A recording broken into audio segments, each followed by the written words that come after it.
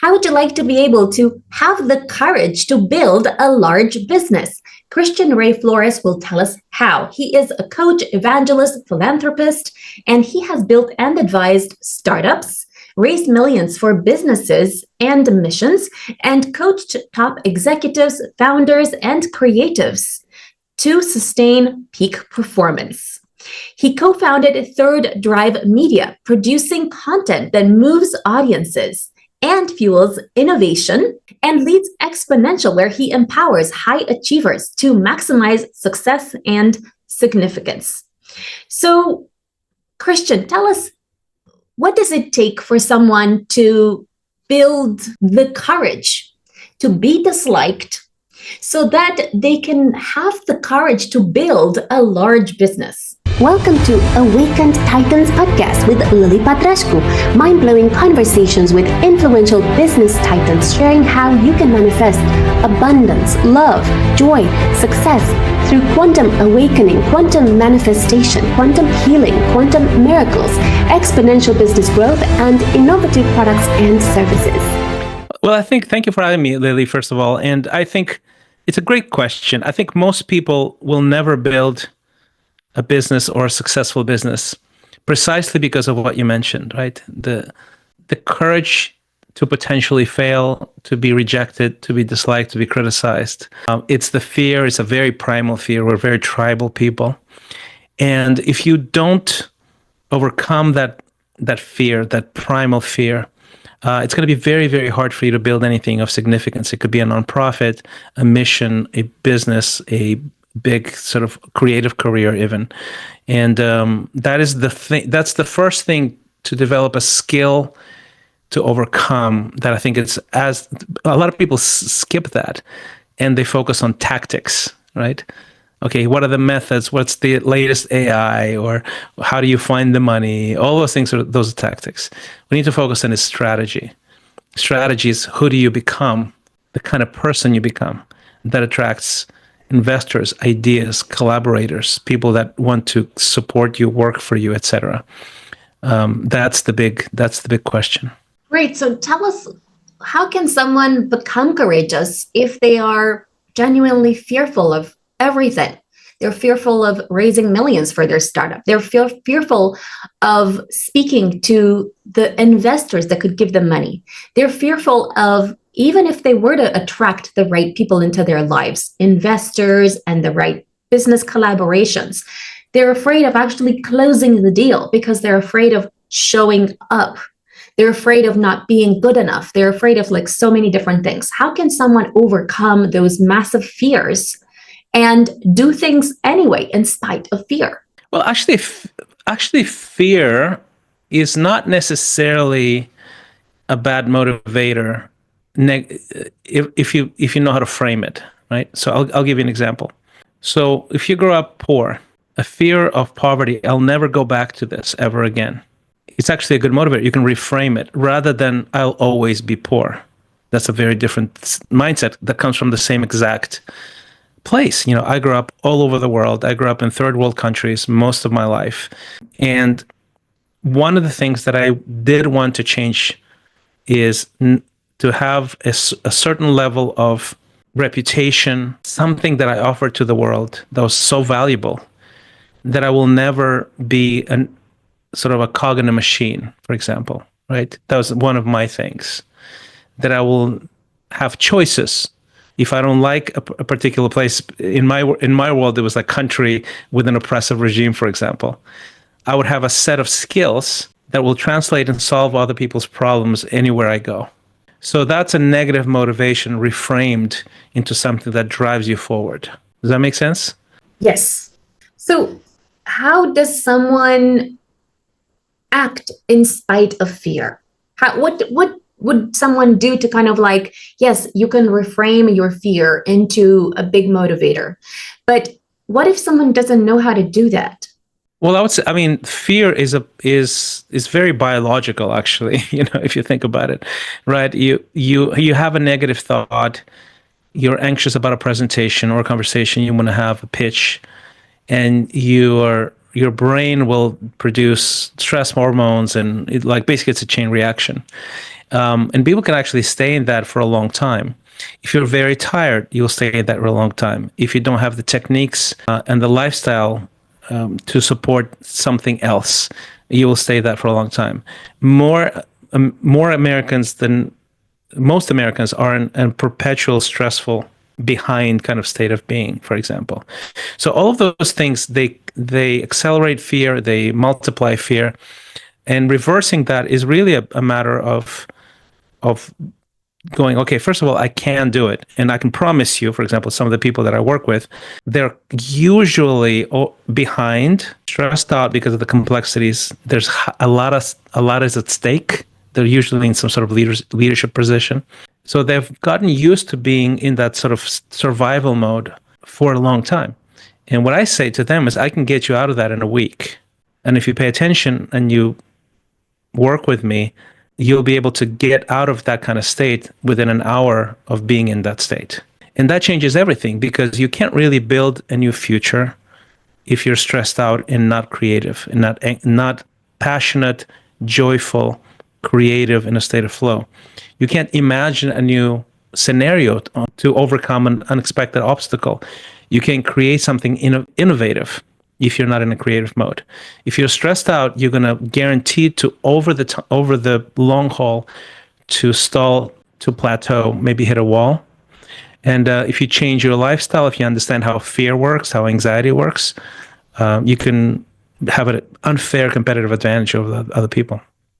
Thank you. What mindset shift needs to happen so someone can become courageous to build a large business and raise millions for their startup? Well, I think a mindset, well, as I said, learn how to not fear. That's one thing. And that's on a very basic level. So if the first thing you do in the morning is look at your phone, and your first flow of thoughts in your mind is, I'm behind, and I have like 15 things to do, and I know that I'm not going to be able to do more than 10, you're not going to be courageous. You're going to be anxious. That's one thing. So developing a mindfulness practice, a prayer practice, a meditation practice, a journaling practice. If you don't allow your body to be your ally in those things, right? So if your body is not conditioned, is not mobilized to help your mind, to increase your even cognitive abilities, you're not going to be courageous, right? If you don't learn new things, because everybody has weaknesses, and not only weaknesses, but actual blind spots. Like, you're good at 5 things, but you need to know 50 things to be a successful builder of stuff, right? If you don't learn those, at the very least on the basic level, the things that you need to succeed, you're not going to be courageous, because you're going to fail too often, right? Those are just basic foundational, like almost like building blocks of courage. It's not just that you're going to be like this assertive, hype person. That's not courage. That's just emotions. If you want to be courageous, build the foundational building blocks, have the discipline, develop character, understand how to overcome obstacles, figure those things out inside of yourself. Then you overflow with courage. That comes across as courage, because you are more resilient than others. You're anti-fragile. You become actually better through hardship. So that's sort of the to answer your question, most people look for tactics. And what I'm telling you about is strategy. It's not about coming across as courageous or acting courageous or speaking courageous. It's about being courageous in your very core. That overflows with everything else. Thank you. What about, let's say, if I have a massive mission of impacting 100 million people, and I'm nowhere near that goal. And I think a lot of it is because of not having the courage to be disliked. What advice would you give me so that I can be empowered to show up regardless? Well, I think you need to break it down. I mean, sometimes people hide behind over-the-top missions, Like, if you want to impact 100 million people, okay, break it down to how to impact one at the deepest possible level. That's when it starts. I mean, really, people that create something of that scale, they don't really care about 100 million people. They care about one. They know how that person is motivated, what their pain points are, what will serve them better, what will improve their lives. You care about the small things to get to big things. I think Mother Teresa said, there's no big things, there's only small things with great love. So if love motivates you to help somebody in a very unique, particular way, you can build a solution that serves one, then 10, then 100, then a million. I think that's how it works. And people with that level of focus, when you say mission, missional people are not scale necessarily, right? Even something that is as sort of high scale as, let's say, an Elon Musk type of guy, right? He goes, okay, we want to colonize Mars. That's a big mission, and it does drive people. I think you're right about that part, right? When you paint a vision that is so beyond what anybody has imagined, it really captures the imagination. But I would say, okay, you can break that down into a very simple, I just love humanity. That's the main motivation behind colonizing Mars. I love humanity. We're unique, we're beautiful, we build civilizations. And to have this humanity, that all of these stories, these thousands of years of the human condition played out across the world in different cultures, in music and literature and generational sort of inheritances of all kinds of things, science, lost because of what? Climate change, a meteor hits the thing, or somebody blows each other up with nuclear weapons. That's an unacceptable proposition to me. That's why we need to make humanity a multiplanetary species. Does that make sense? So that's sort of how I see it. Okay, but let's say if I'm currently playing small because of the courage to be disliked, I'm already helping thousands of people or tens of thousands of people.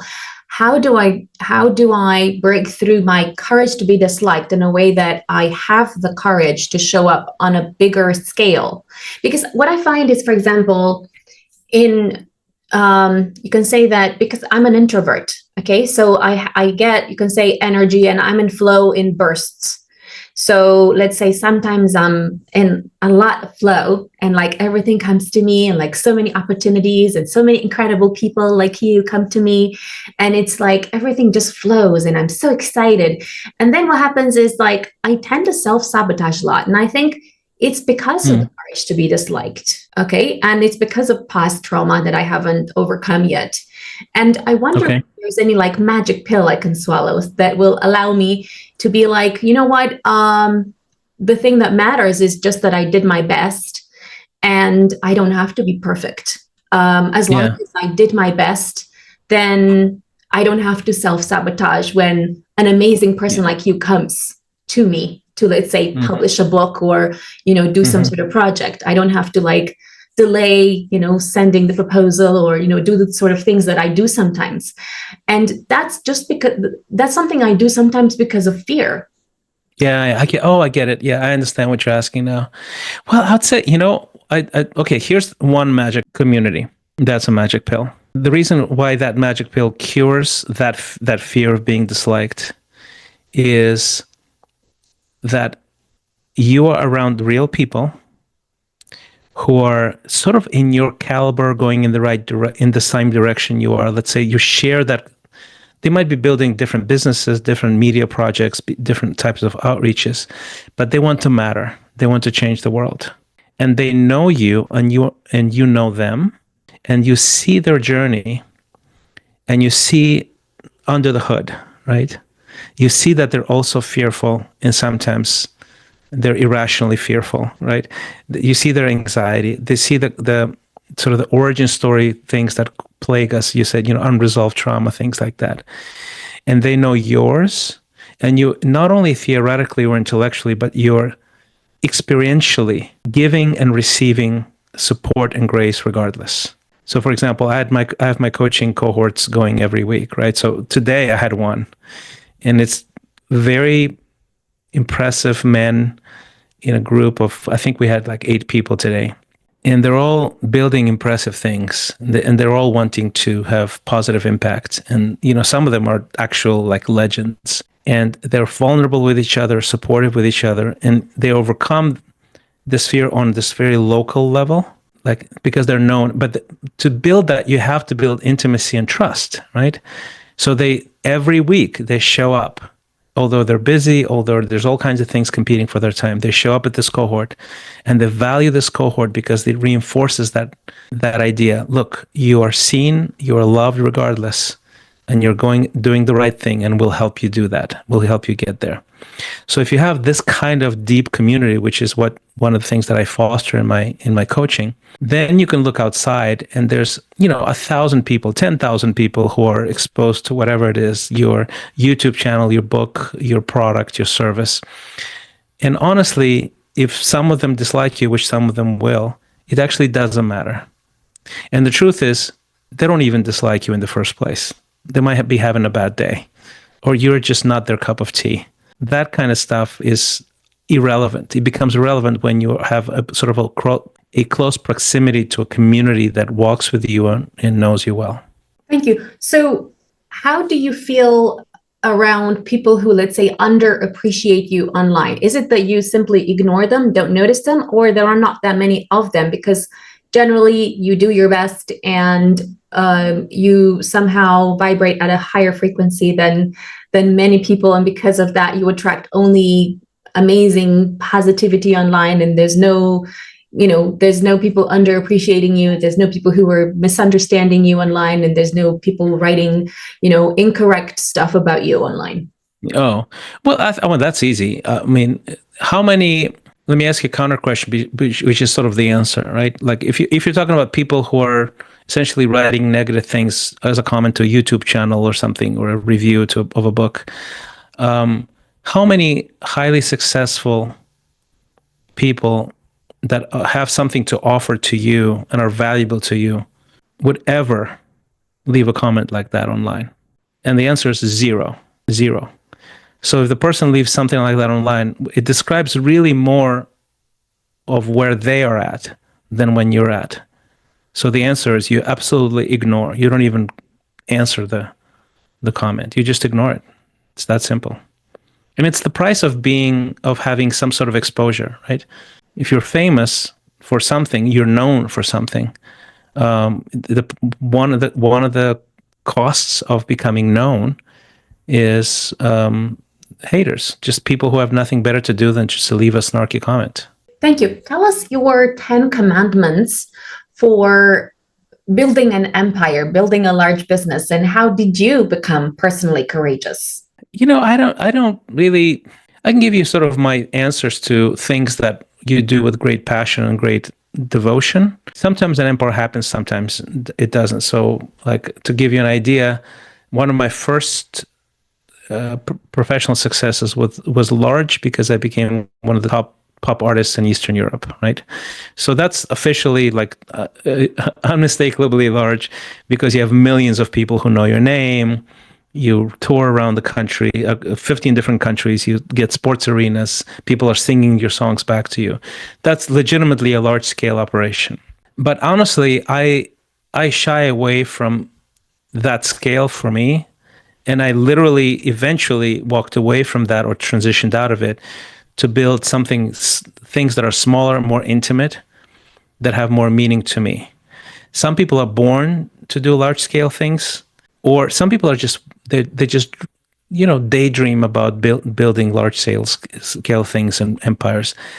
I don't actually, and maybe I did in the beginning and I got it and I thought, that's actually not what I want. So, but regardless, right? Regardless of whether you're called to do that or you feel like this is your destiny, I would say, if you ask me, okay, what are the 10 commandments that resulted in that for me, for example? I would say this. I would say, really know thyself, right? And trust that you have been given a unique set of skills. Even if you're doing this one thing, you can do that in a very unique way. So there's a lot of sort of inner exploration that has to go on for you to understand, this is my distinctive edge. It's mine. Nobody else's, it's mine.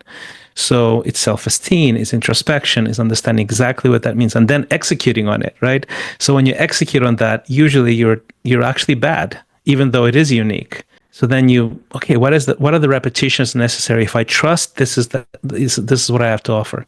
What are the repetitions? The incessant perfection of the thing that I have to offer.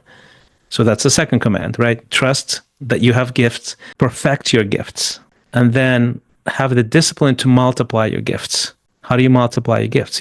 you build a personal brand, you build a product that you can be proud of, a service that is absolutely replicable, that goes beyond you. You build a communication framework or an educational framework, a course, a coaching business, a insurance business, a medical business, a chain of boutique hotels that all give people, they can feel your presence. This is you. They follow you. This is your brand. This is your reputation. But that requires tremendous amounts of, investment into multiplying your gifts. And then when things fail, which they will, how do you iterate very, very, very quickly without taking it personally? How do you do it over and over and over and over again? How do you obsess over something like that? Until you start seeing, and I think that's what happens if you do all these things in that sequence, right? You start seeing traction. Now you have momentum. Momentum gives your self-esteem a boost. Now you have more people wanting to work with you or for you. Now you have investors that are coming your way because they see traction. But you don't skip those steps, right? I was talking to a young man a couple of days ago who is a filmmaker, and he's wonderful. He's actually really talented. And I basically said, hey, so what do you want to do in 10 years? And he said, I want to do full feature films, high budget, full feature films. And that's what I want to do. I said, okay, so what are the skills necessary for that? And he said, so he wants to build that empire, for example, right? He said, well, I can script, I can direct, I can shoot, I can do After Effects. He rattled off a couple other things that are really, really good. And they're all impressive, actually. I said, okay, so you're not going to get to that point with the things that you have. He goes, why? I said, because if I'm going to give you, let's say, imagine if I'm an investor, like you probably, what's the cost of your basic film, even if it's an indie film? He goes, what, $3-4 million? Okay, let's talk like this is the minimum viable sort of budget for an indie film. It's $3-4 million. I said, okay. If I'm an investor, I'm looking at you, and you just rattled off the things that you believe are enough for me to give you $3-4 million. You have a massive gap. You think these are the things, but I think I'll rattle off a few other things to you. And I said, okay, here's what I want to know about you, not believe, because I'm not going to part with $3-4 million for no reason. I want to know, will you crack under pressure? I want to know if you can hustle. I want to know if you can actually convince an A-list actor to work for free for you to boost your sales. I want to know that you have a social following. So if you say something, I shot a film, like 500,000 people want to go watch it. I want to know if you work well with finances. I want to know if you manage your family well, or you have a drinking problem. I want to know, and I rattled off another 5 things. I said, then I will give you $3-4 million. Then I will give you $3-4 million. And my question is, will you work on those things, those dimensions now? And how do you get there? So in a few years, you get all of those lists checked out. And it's not just a matter of if you're going to get $3-4 million for your first feature film. It's just when. That is fascinating. Tell us, what habits should someone consider implementing every day so that they can become more courageous to build a large business? Well, I would say take care of your heart and your mind, your emotional and your spiritual health.